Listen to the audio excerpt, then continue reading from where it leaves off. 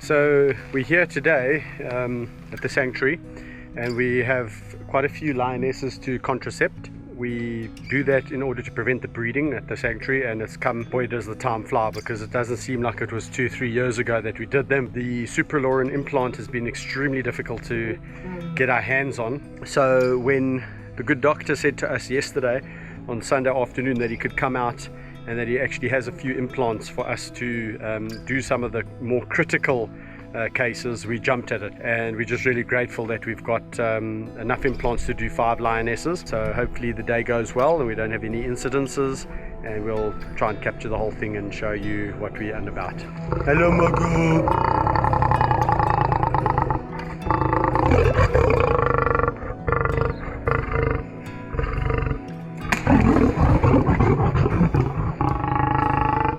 So we've used a cocktail of drugs to put them under, and they should go down in about 6 to 8 minutes, and then it's fully reversible, so we can work on them quite safely, and then it'll be reversed and they can get up and off they go again.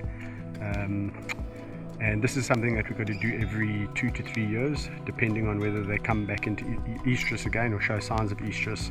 And with Livy, we've been seeing a lot of that happening lately, and when you look at the records you can see that it has been about 2-3 years, 2.5 years. So it is time to re-implant them and prevent the breeding here. Have you seen them get infected at all? Not the ones I do, because I keep my darts in formalin, but okay. I have seen the other guys that dart, and if you don't insert the cortisone ointment that I use in there, they get abscesses sometimes. Because the lion skins like a cat. Yeah. Sometimes if they develop abscess, they rupture to the inside. And then that's become an issue. Yeah. Are you using supralorin?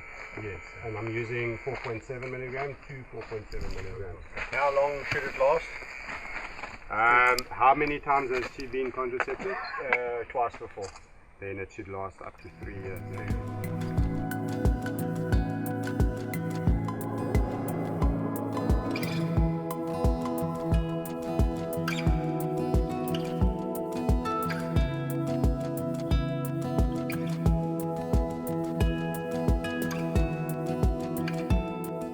Okay, so what are we doing here? We're giving them a whole bunch of... Yeah, we're deworming her, and we're going to give her intramuscular vitamin A and multivitamins, B complex.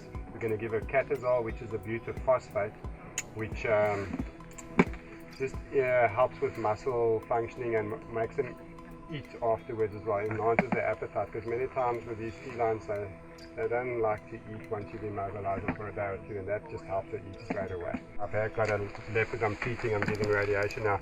A vet vaccinated it there, and it caused a tumor, a sarcoma. So even subcutaneous injections like the penicillin, I give a subcutaneous, I inject in the rump region. These Never in the neck? Never in the neck. Okay. Never inject a lion or a cheetah or leopard in the neck. That's all very good, useful information. It creates massive issues. But the reason for it, Doc? They've got these secondary follicles here, especially the males with the mane and stuff, and the females as well. You see their hairs grow differently and stuff like that. Yeah. And that just irritates it. And it causes massive sarcomas and tumors. I've seen so many, I've seen up to 100 now. And that goes for, I mean, you shouldn't really then stick the implant there either. No, never do the implant there. The thing about doing an implant is, say you want to remove that implant, and say you want to breed with them, or you want them to cycle and they're showing issues, or they're showing an allergic reaction to the drug or the hormone.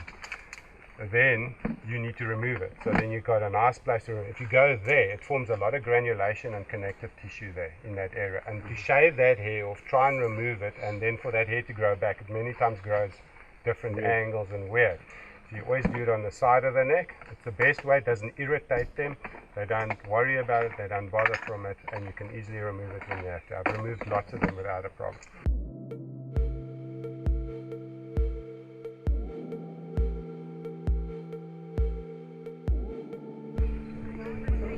I know that I'm putting it in there.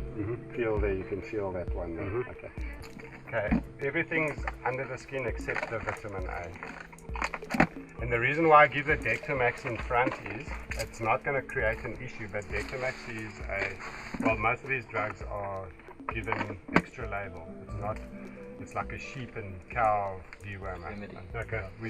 I've written an article on doramectin and macrocyclic lactone toxicity on lions because they're very predisposed to getting poisoned by that drug. So if you give it, you must give it exactly the right dose, and you mustn't give it too frequently. Okay. And definitely never in the food, because that's where the big issues come. She's in nice condition, eh? So And she's one of our fatties. okay, so then that's This is a that's fatty. good. Yeah. Then lekker. Yeah, I like it. That's exactly right. Okay, good. Good job, Jade and Co. There you go. You guys, Olivia, you're feeding her the right amount. She at one stage was quite fat because when she first had her first implant, Okay. Yeah. they were feeding her the same, and Then she got chubby. she got chubby. Yeah. Yeah, that's all it is, eh? If you're vigilant about the feed after, because it changes their metabolic activity and their hormones. It down-regulates hormone. It doesn't stop it. It works on the brain, the GnRH. So it down-regulates everything. So obviously she's not spending all that energy trying to produce hormones anymore. So that energy from the food that she eats goes into fat. Something else, yeah. It's fat.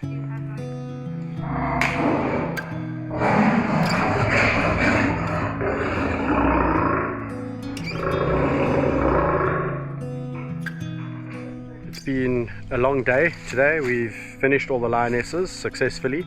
Started with Kusasa and Sabindi. Went down very well. No problems there. Then we moved on to Gabby. Also no problems.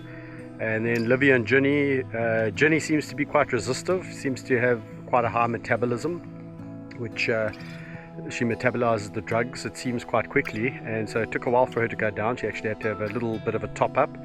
And then what was interesting is when the drug was reversed, she was also up in a flash. It just shows that all lions have very different metabolisms, just like people. And it works so nice. No, they go down nicely. They go down nicely, Yeah. and you'll see when they wake up, they don't like flop all over and fall against stuff. Yeah. They lift their head, look around, and when they start getting up, they actually can go somewhere. Can go somewhere. Okay. All in all, a very interesting day. I hope you enjoyed watching these lions being sedated and the procedures that were done on them. And if you enjoyed that video, please stay tuned and watch Lion Whisperer TV. And if you're not subscribed, please do subscribe. And also spread the word. Let's get more people watching the channel so that we can achieve our ultimate objective, which is spreading awareness as to the plight of the African lion, both in captivity and in the wild. Thanks for watching.